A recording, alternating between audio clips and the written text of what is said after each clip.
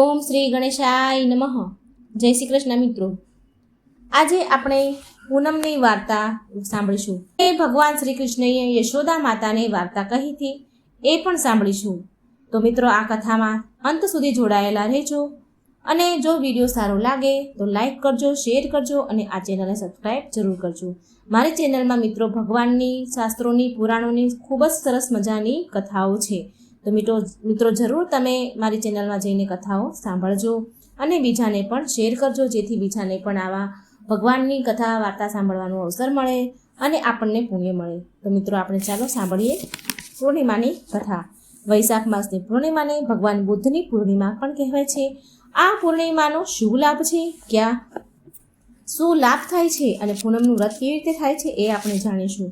વૈશાખ માસની પૂર્ણિમા બુદ્ધ પૂર્ણિમાને ધર્મરાજ પૂર્ણિમા પણ કહેવાય છે. પૌરાણિક માન્યતા અનુસાર મહાત્મા બુદ્ધનો જન્મ આ જ શુભ દિવસે થયો હતો. ભગવાન શ્રી હરિ નારાયણનો 9મો અવતાર આ માનવામાં આવે છે. આ પૂર્ણિમાના દિવસે પવિત્ર નદીઓમાં, જળાશયોમાં સ્નાન કરવાથી મનુષ્યના કેટલાય જન્મના પાપ નષ્ટ થાય છે. બૌદ્ધ ધર્મના સંસ્થાપક ભગવાન બુદ્ધનો જન્મ દિવસ વૈશાખ માસની પૂર્ણિમાએ થયો હતો. માટે આ બૌદ્ધ ધર્મના લોકો માટે આ પૂર્ણિમા ખૂબ જ ધામધૂમથી મનાવે છે. એમની માટે ખૂબ જ મહત્વની છે.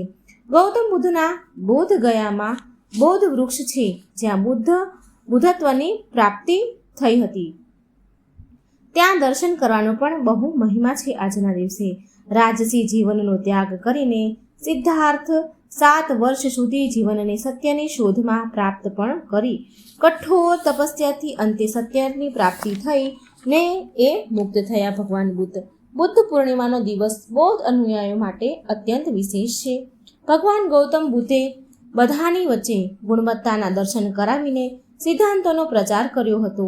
તેમણે બૌદ્ધ ધર્મની સ્થાપના કરી. તેમના દ્વારા દેવામાં આવેલી શિક્ષા સાધનાનું રૂપ માનવામાં આવે છે, જેના દ્વારા મનુષ્યને પોતાની જાતે એમના દર્દની, પીડાની, એમના દુઃખને સમાપ્ત કરવાનું એનામાં સામર્થ્ય બને એવો ઉપદેશ ભગવાન બુદ્ધે આપ્યો છે.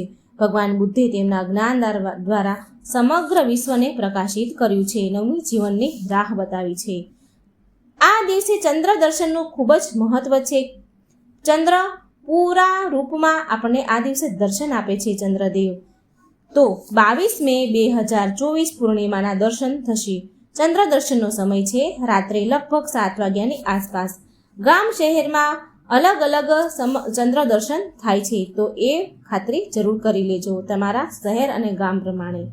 અને 23 મે 2024 સવારે વહેલી ઉઠીને સ્નાન, દાન, જપ, પિતૃ તર્પણ વગેરે કરાય છે. એટલે કે 22 અને 23 બંને તિથિ પૂનમની છે, પૂર્ણિમાની છે. તો આ બંને દિવસે વ્રત કરી શકાય છે, પણ જો ઉદયા તિથિએ વ્રત કરવામાં આવે તો અતિ ઉત્તમ કહેવાય છે. માટે 23 તારીખે આ વ્રત કરવું.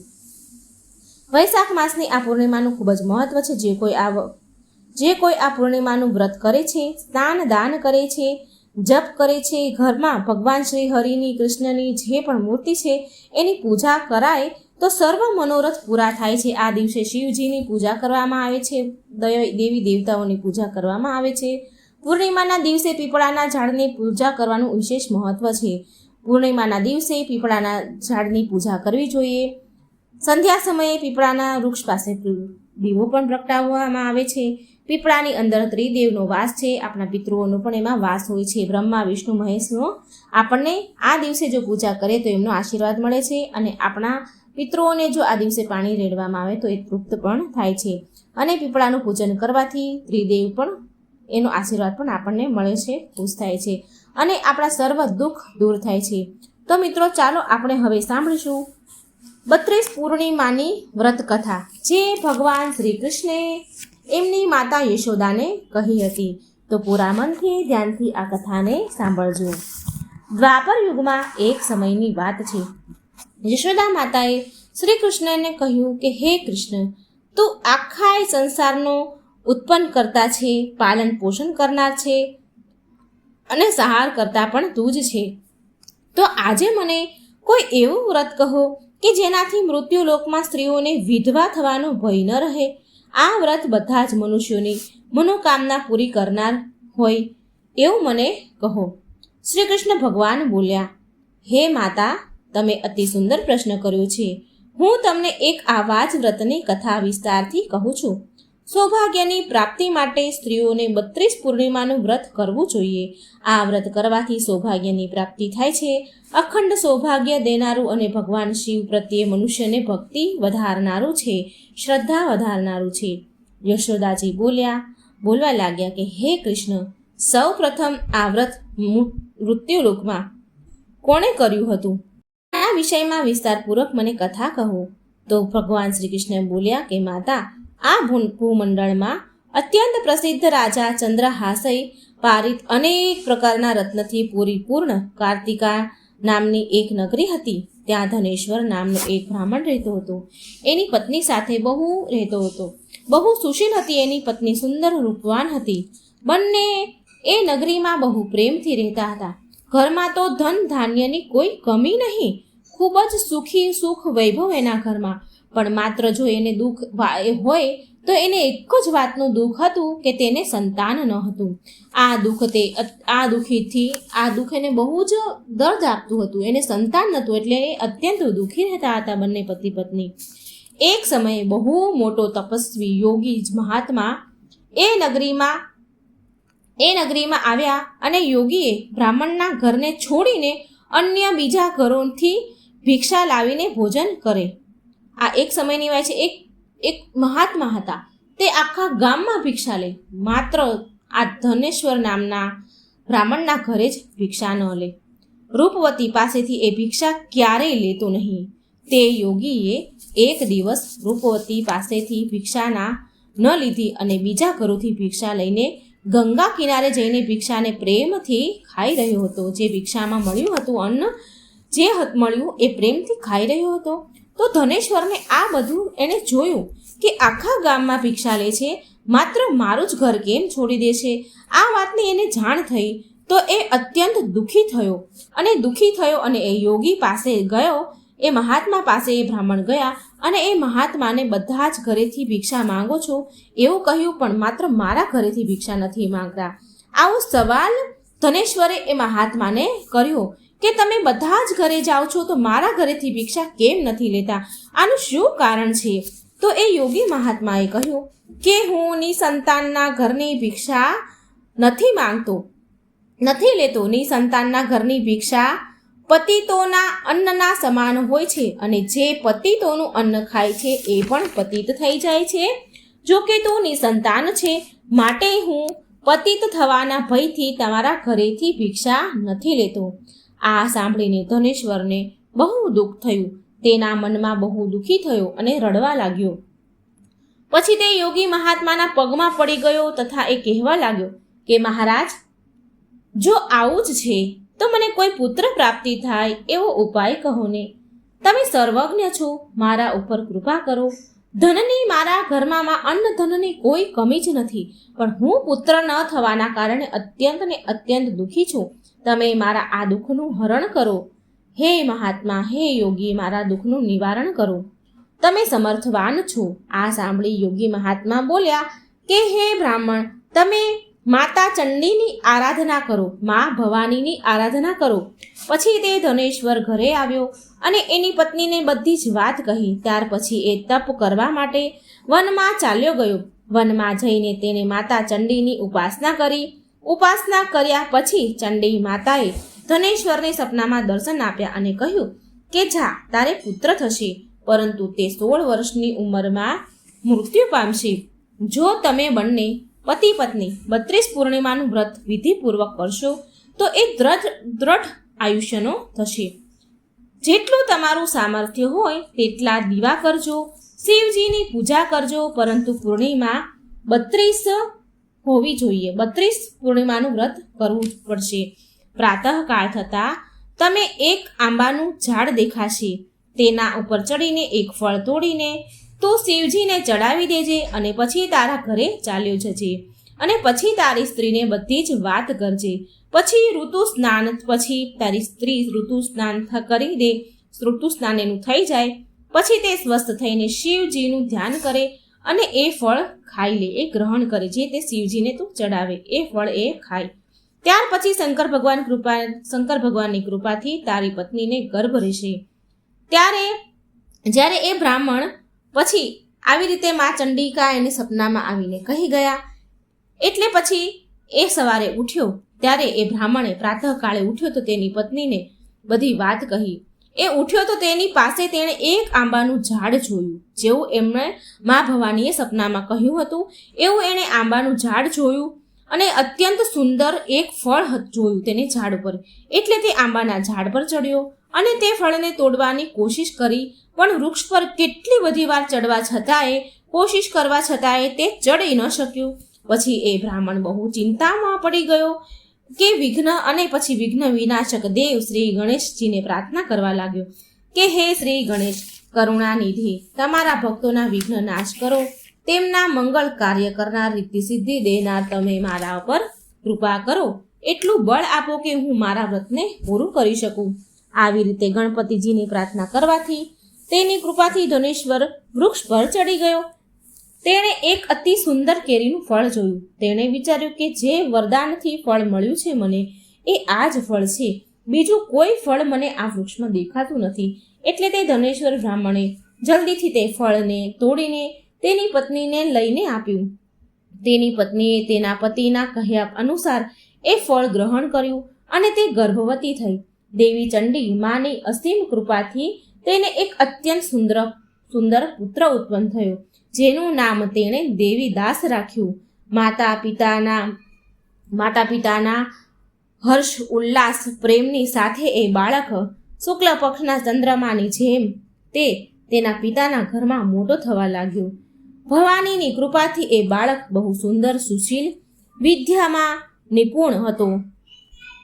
મા ચંડીના કહેવા અનુસાર તેની માતાએ 32 પૂર્ણિમાનું વ્રત કરવાનું શરૂ કર્યું, જેની કૃપાથી તેનો પુત્ર લાંબી આયુવાળો થાય. આમ વિચારીને તેને વ્રત શરૂ કર્યું. હવે આવી રીતે 16મું વર્ષ થતાં જ દેવીદાસ અને તેના માતા પિતાને 16મું વર્ષ થતાં જ દેવીદાસના માતા પિતાને બહુ ચિંતા થવા લાગી કે ક્યાંક આ વર્ષે 16મા વર્ષે તેના પુત્રનું મૃત્યુ ન થઈ જાય. માટે તેમણે એના મનમાં વિચાર કર્યો કે જો આ દુર્ઘટના એમની સામે થઈ તો એ કેવી રીતે સહન કરી શકશે, એ નહીં જીરવી શકે.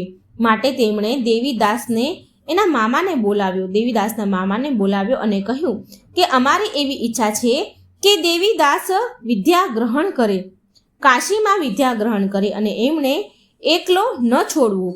આવું દેવીદાસના મામાને બંને પતિ પત્નીએ કહ્યું અને સાથે તેને 1 વર્ષ પછી પાછો તમે મૂકી જજો. આમ કહીને દેવીદાસને એમના માતા પિતાએ એના મામાને સોંપી દીધો. દેવીદાસ માતા પિતાને કાશી જવા માટે દેવીદાસને એક ઘોડા પર બેસાડીને તેના મામા સાથે મોકલ્યો.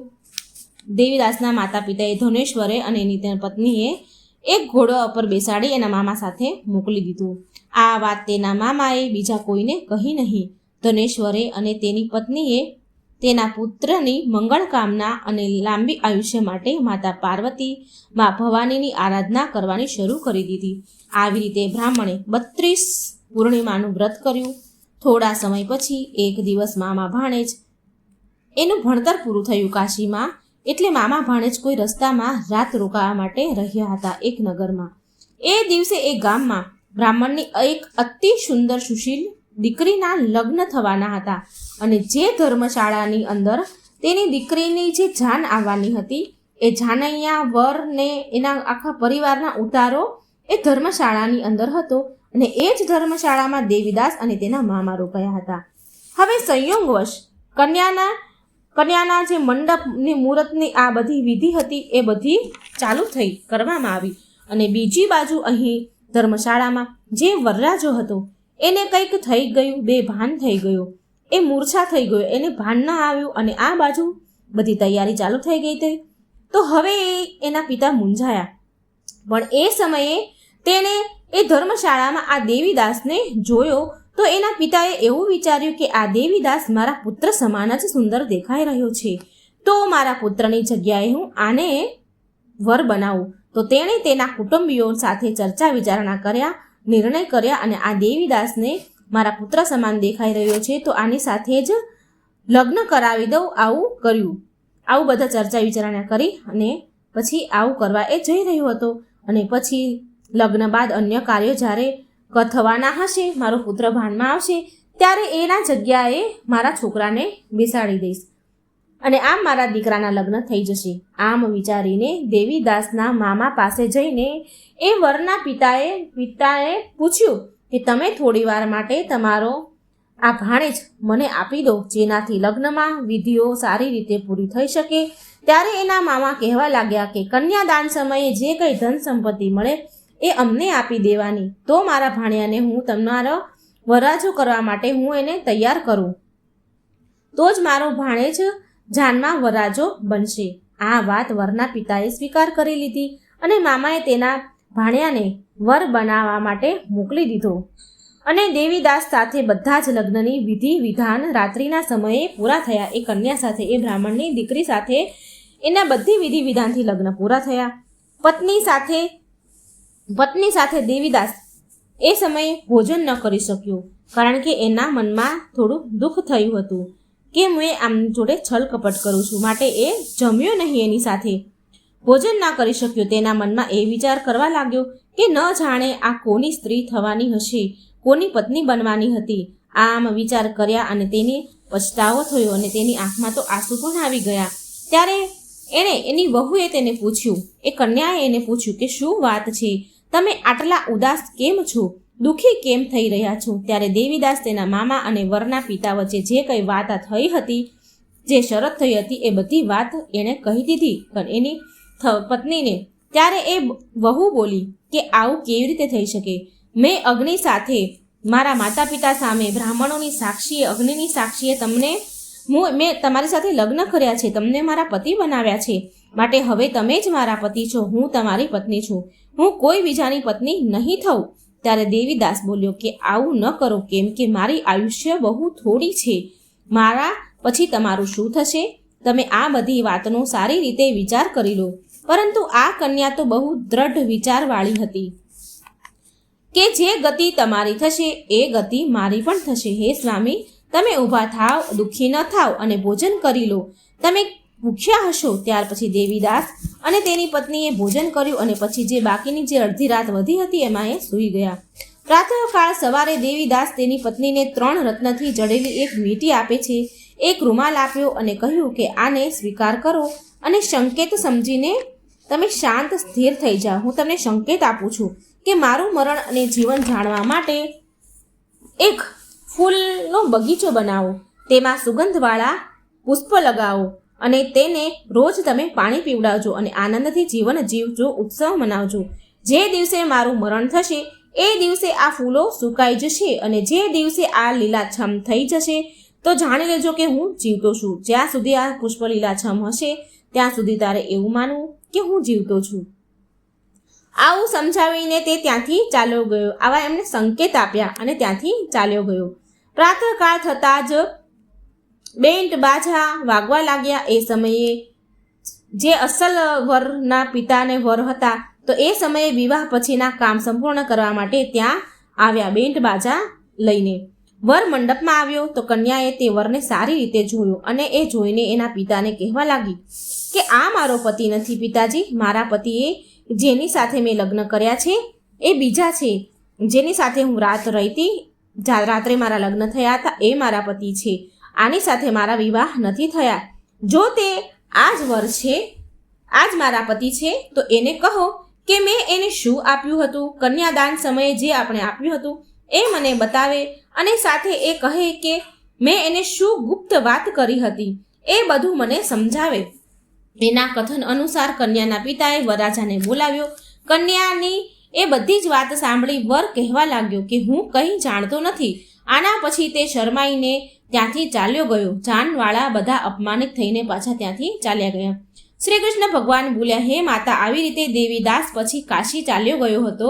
જ્યારે થોડા સમય વીતી ગયો તો કાળ સ્વરૂપ એક સાપ રાત્રે ડસવા માટે ત્યાં આવ્યો, પણ એ સાપ તેને કરડી શક્યો નહીં. એની માતાના વ્રતના પ્રભાવથી તે ઘાતમાંથી બચી ગયો. તેની માતાએ 32 પૂર્ણિમાનું વ્રત કર્યું હતું.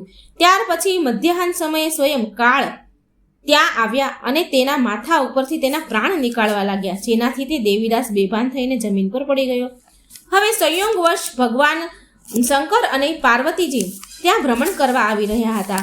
તો શિવજી ત્યાં આવ્યા, પાર્વતીજી ત્યાં આવ્યા અને દેવીદાસ ત્યાં બેભાન થયેલો જોઈને પાર્વતીજી શિવજીને કહે છે કે હે સ્વામી મહાદેવ, આ બાળકની માતાએ પહેલેથી જ 32 પૂર્ણિમાનું વ્રત કર્યું છે. તેના પ્રભાવથી હે ભગવાન તમે આને પ્રાણ આપો. ભવાનીની કૃપાથી, ભવાનીના કહેવાથી, મા પાર્વતીના કહેવાથી ભક્ત વત્સલ ભગવાન શિવજીએ તેને પ્રાણદાન આપ્યા. આવી રીતે આ વ્રતના પ્રભાવથી કાળને પણ હારી જવું પડ્યું, કાળને પણ પાછળ હટવું પડ્યું અને દેવીદાસ સ્વસ્થ થઈને ઊભો થયો. અને આ તરફ એની સ્ત્રી એના પતિના કાળની પ્રતીક્ષા કરી રહી હતી. એણે કહ્યું હતું કે આયુષ્ય મારું ઓછું છે, જ્યારે આ ફૂલો મુરઝાઈ જાય, સુકાઈ જાય તો માનશે કે હું મૃત્યુ પામીશ. આવું એણે કહ્યું હતું. એટલે એ પ્રતીક્ષા કરી રહી હતી. જ્યારે એણે જોયું કે ફૂલના બગીચામાં ફૂલો રહ્યા નથી, સુકાઈ ગયા છે, તો તે અત્યંત ગભરાઈ ગઈ, આશ્ચર્ય પામી. પણ થોડી વાર થઈ તો ફરી એણે જોયું કે પાછા ફૂલ હર્યા ભર્યા થઈ ગયા છે. તો તે જાણીને કે મારા પતિ જીવતા છે એવું એણે જાણ્યું. પછી આ બધી જ વાત તેણે પ્રસન્ન થઈને એના પિતાને કહી. પિતાજી, મારા પતિ જીવિત છે, તમે એને શોધો. 16મું વર્ષ વીતી ગયું તો દેવીદાસ તેના મામા સાથે કાશીથી જવા નીકળી ગયા. આ બાજુ એના સસરા તેની દીકરીનો પતિ શોધી રહ્યા હતા.